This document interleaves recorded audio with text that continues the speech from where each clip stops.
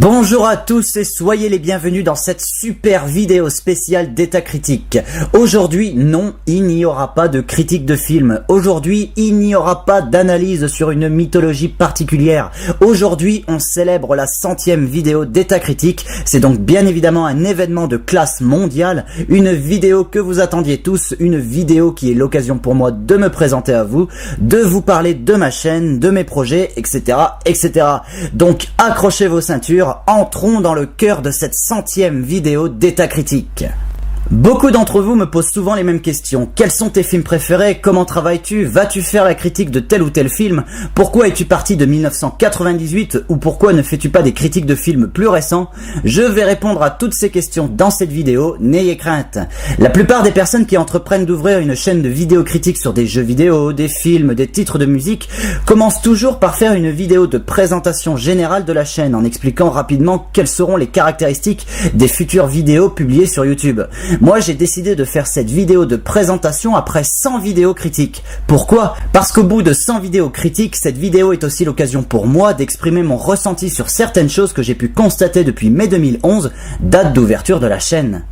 Aujourd'hui, cette vidéo spéciale sera construite sous la forme d'une interview, 6 questions devant vous permettre de découvrir les secrets d'état critique. C'est parti pour la première question.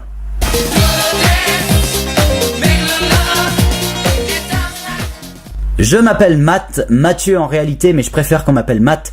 Je suis né le 13 juin 1990 dans la Manche et je vis actuellement à Fougères en Ille-et-Vilaine où je travaille pour une célèbre franchise de la restauration. Je ne vous en dirai pas plus, vous voulez pas non plus mon numéro de carte vitale. Actuellement, vous voyez défiler en arrière-plan des photos de moi. Ne soyez pas surpris par l'aspect pose de macho en mode playboy. J'ai fait du théâtre pendant quelques années et j'ai dû faire un dossier photo il y a quelques temps pour passer une audition sur Paris. Malheureusement, je n'ai point eu la chance d'être retenu. J'ai fait du théâtre, oui, pendant quelques années au sein d'une petite association.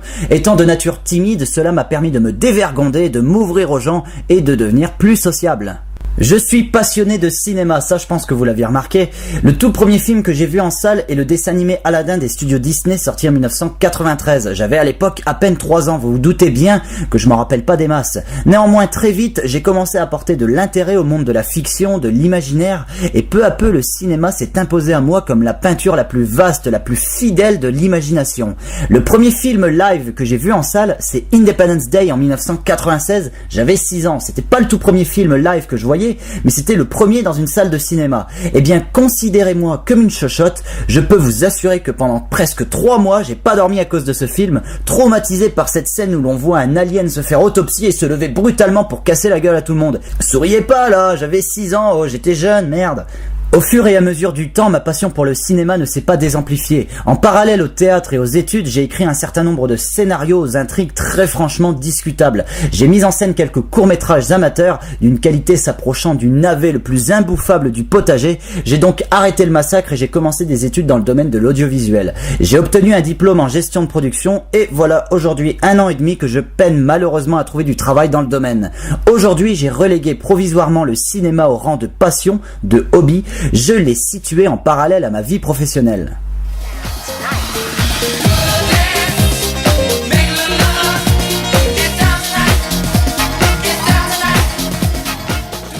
Ce qu'il faut savoir, c'est qu'au fur et à mesure des années, j'ai acquis personnellement un très grand nombre de films en DVD. Aujourd'hui, j'ai une DVD Tech composée de 1200 films, la plupart étant des films sortis ces 35 dernières années, ce qui fait environ une 50aine d'œuvres toutes confondues par année. Je me suis intéressé individuellement à chacun de ces films en les étudiant les uns après les autres, du plus ancien en remontant vers le plus récent. Puis un jour, je me suis dit qu'il fallait que je partage mes études personnelles, que je partage mon regard sur ces longs métrages, et c'est là que j'ai eu l'idée d'ouvrir une chaîne de critique sur YouTube. En ayant cette idée, je me suis automatiquement demandé s'il existait déjà des critiques de films sur YouTube, des critiques ayant un certain succès. Et curieusement, j'en ai trouvé aucun, ou alors ils ne sont pas excessivement connus. C'est ça d'ailleurs que j'ai trouvé bizarre. Il existe sur YouTube en France beaucoup de critiques de jeux vidéo, comme le joueur du grenier qui est un petit peu celui qui domine tous les autres, de par la grande qualité de ses analyses, mais il existe très peu de critiques de films. Je me suis donc dit, Pourquoi pas? Franchissons le pas, de toute façon je n'ai rien à perdre. Ce qui est amusant, c'est que je reçois souvent des messages comme quoi je copie le travail du joueur du grenier. Mais non les gars, regardez mes vidéos, regardez les siennes, il n'y a rien à voir entre les deux. C'est ça aussi que je déplore, on ne peut plus faire de vidéos critiques sur quelque chose sans être assimilé au joueur du grenier ou à quelqu'un d'autre. Moi j'adore le travail du joueur du grenier, j'aime beaucoup ses vidéos, c'est pas la question. Mais au bout d'un moment, faut arrêter quoi. Je ne fais pas mes vidéos en m'inspirant du travail des autres, je m'inspire des films que je critique pour faire mes vidéos. C'est différent.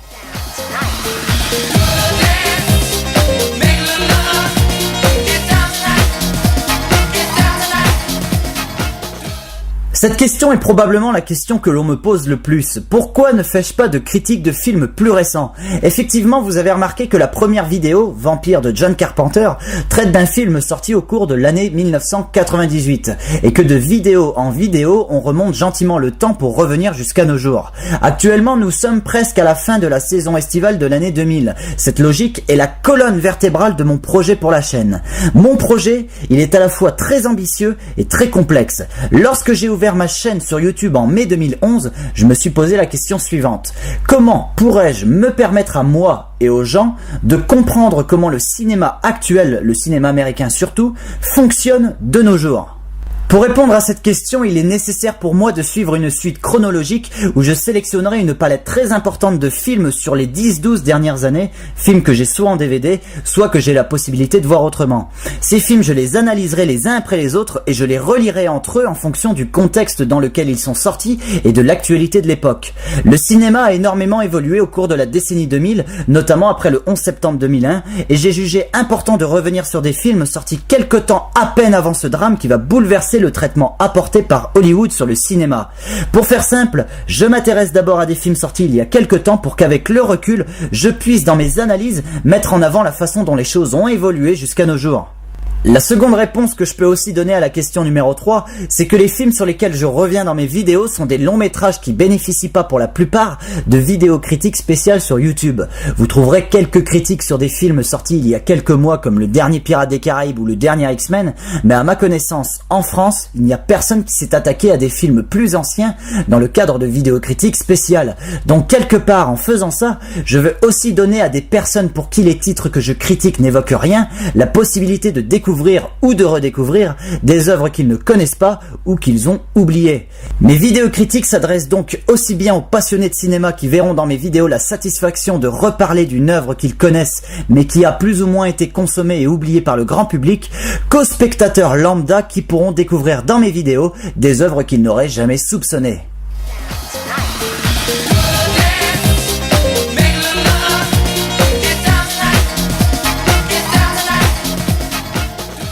La construction de mes vidéos critiques est très simple, mais elle nécessite pas mal de temps. Elle se divise en 4 étapes. Le visionnage et l'étude du film, le scénario entre guillemets de ce que je vais dire, l'enregistrement de ma voix et le montage.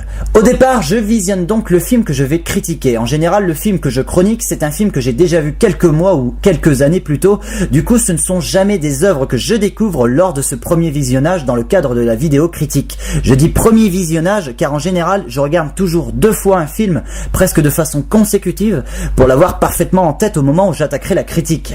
Le premier visionnage sert surtout pour me remettre dans le bain du film, je me laisse porter par l'histoire sans forcément penser à la critique qui viendra derrière. Au moment du second visionnage par contre, je prends des notes, je réfléchis à la mise en scène du réalisateur, j'observe plus attentivement les comédiens, je tiens compte des points forts et des points faibles de l'œuvre. Vient ensuite le moment de l'écriture. Au départ, c'est vrai que quand je faisais mes premières vidéos critiques, je rédigeais mon texte et le récitais. Aujourd'hui, même si vous pourriez peut-être en douter, je n'ai que des notes sous les yeux. Des notes qui me permettent surtout de ne pas partir dans de longues digressions. C'est un petit peu ma ligne de conduite quand je fais une vidéo. Vous avez sans doute constaté que mes critiques sont toujours construites de la même façon. Intro, présentation rapide de l'œuvre, du réalisateur, des acteurs, synopsis, histoire de l'œuvre, resituage dans le contexte, critique du film et conclusion. Eh bien, mes notes sont simplement découpées de sorte à suivre cette construction.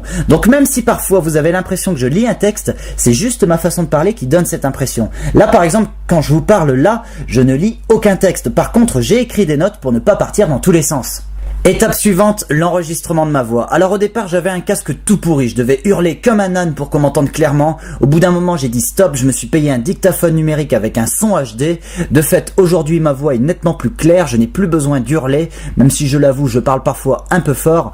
L'enregistrement est la phase la plus imprévisible du montage d'une vidéo critique, car des fois, je dis des conneries, souvent il y a des gros ratés, des fois je pète des câbles parce que j'arrive pas à dire ce que j'aimerais pouvoir dire sur un film, mais au final, malgré tout ça, j'arrive toujours à ne pas trop mal m'en sortir.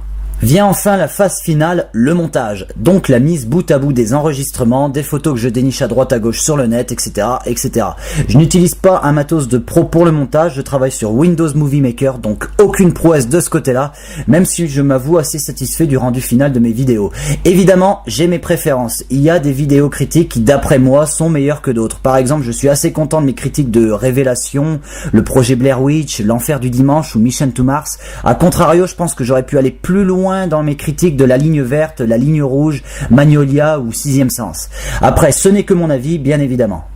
S'il y avait des vidéos qu'il fallait que je refasse, il y en aurait quelques-unes, ouais. Comme les toutes premières par exemple, où compte tenu du fait que je maîtrisais pas encore ma façon de faire, j'irais probablement plus loin dans le fond du sujet aujourd'hui, comme avec Bienvenue à Gattaca par exemple.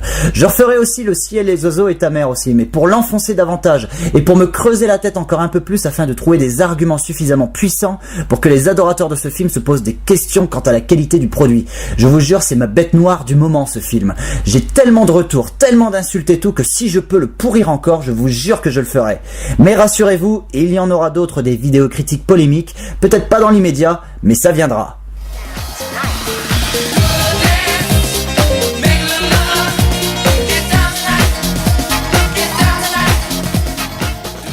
Le premier film qui me vient en tête quand on me demande quels sont mes films favoris, c'est Jurassic Park. J'avais 3 ans quand ce film est sorti en salle, je l'ai découvert vers 1995 quand il a été diffusé pour la première fois à la télévision.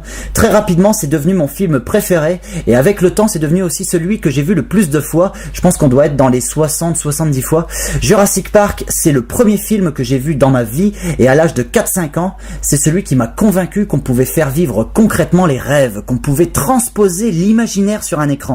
Ça a été à l'époque une énorme claque dans la figure. Ces magnifiques dinosaures qu'on peut presque toucher alors qu'ils sont censés ne plus exister, ils ont profondément marqué ma jeunesse, il faut le dire. Par la suite, il est plus qu'évident que j'ai couru voir Le Monde Perdu et Jurassic Park 3. Je reviendrai en détail sur ces films le jour où j'arriverai sur le 3e volet en 2001. Mais là, au jour d'aujourd'hui, je considère la saga Jurassic Park comme la saga ayant eu le plus d'influence sur ma passion et indirectement sur ma vie. Le film qui arrive à la seconde place de mes 3 films favoris, c'est Dark Crystal, réalisé par Jim Henson et Frank Oz et sorti en 1983. Cette œuvre-là, je l'ai également découverte étant enfant, je devais avoir 7 ou 8 ans je pense, et le choc fut presque aussi immense qu'en découvrant Jurassic Park.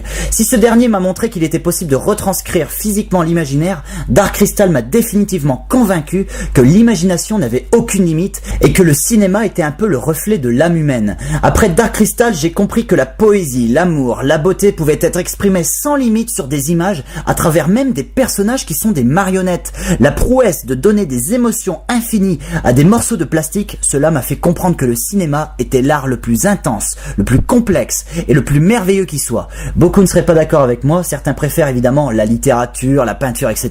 Je respecte ça, hein. Simplement pour moi, le cinéma c'est devenu grâce à Jurassic Park, grâce à Dark Crystal, le cœur de ma vie. Le 3e et dernier film que je place sans problème parmi mes films favoris, c'est une œuvre que beaucoup de gens connaissent et qui, dès que je vais l'annoncer, va probablement surprendre les cinéphiles hardcore.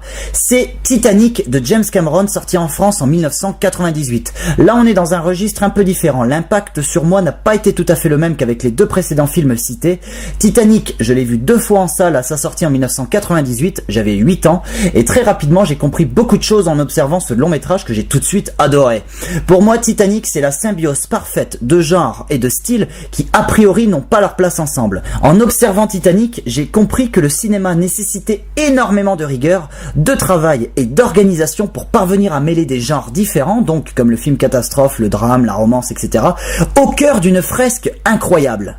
C'est en observant Titanic que j'ai également saisi la véritable importance d'un scénario, que celui-ci pouvait cacher des éléments qui ne sont pas directement visibles à l'écran, l'importance d'un hors-champ par exemple pour sous-entendre un événement sans le montrer directement.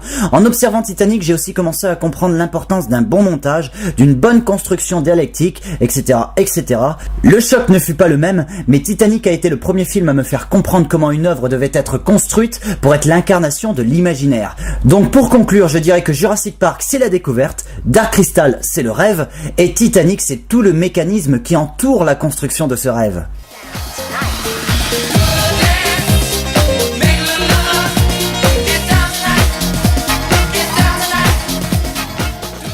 Pas de grands changements à l'horizon, maintenant que vous connaissez un peu le but de ce pourquoi je fais mes vidéos critiques, il n'y a plus qu'à enchaîner petit à petit les analyses pour remonter jusqu'à nos jours. Je vais donc poursuivre l'année 2000 après cette vidéo spéciale. Je vais d'ailleurs vous donner en exclusivité les 5 prochaines vidéos critiques que je vais réaliser: X-Men, 60 secondes chrono, Hollow Man, Les Rivières Pourpres et Virgin Suicides. Après, il restera une petite dizaine de vidéos sur des films sortis en l'an 2000, puis on attaquera gentiment l'année 2001 ensuite. Concernant les vidéos spéciales, très prochainement je reviendrai sur l'univers de la saga Hellraiser comme j'ai pu le faire pour la mythologie Star Trek et la trilogie Star Wars. Cette petite série de vidéos introduira ma critique du film Hellraiser Inferno sorti en 2000. À chaque fois que j'arriverai sur un film appartenant à un univers cinématographique assez étendu, vous aurez droit à une petite série de vidéos sur cet univers avec une explication de la mythologie en question et des analyses rapides. Après Hellraiser, les sagas Jurassic Park, Alien, Rocky, Terminator, Rambo, Halloween, Vendredi 13, Die Hard, etc. et j'en passe auront leurs vidéos spéciales. Par contre, les sagas comme Harry Potter ou Le Seigneur des Anneaux n'auront pas de vidéo spéciale puisque je parlerai de chaque épisode sans avoir besoin d'un retour en arrière sur précédentes œuvres cinématographiques. Aussi, comme j'ai pu le faire au moment de passer de l'année 1999 à l'année 2000 avec la critique du film Le Parrain, je vous solliciterai pour me proposer une critique de votre choix d'un film évidemment antérieur aux années 2000. Le film qui reviendra le plus de fois dans les commentaires sera celui que je chroniquerai au moment de passer d'une année à l'autre dans ma continuité de vidéos critiques. Mon projet est vaste et ambitieux, vous l'avez constaté. Pour l'instant, je ne peux pas vous garantir que j'irai jusqu'au bout, mais franchement, je veux y croire. Quand j'ai ouvert ma chaîne au mois de mai 2011, j'étais parti pour faire grand max 20 vidéos. J'y croyais pas trop à cette affaire. Aujourd'hui, nous voilà à 100 vidéos. Donc je me dis, si j'ai été capable de faire 100 vidéos en ayant encore envie de continuer pour aller jusqu'au bout de mon projet, je me dis que je peux le faire. Mais ça, évidemment, ça dépend aussi de vous. Vous êtes de plus en plus nombreux à commenter, à apprécier mon travail. Sachez que je lis chacun de vos messages et commentaires, même si j'y réponds pas toujours. Je vous remercie donc tous pour vos encouragements, pour votre fidélité, et j'espère évidemment que vous serez de plus en plus nombreux à venir découvrir mon travail. Voilà, sur ces mots, je vous donne rendez-vous pour la 101e vidéo d'état critique. Je vous dis donc bye bye, allez au cinéma, et à la prochaine!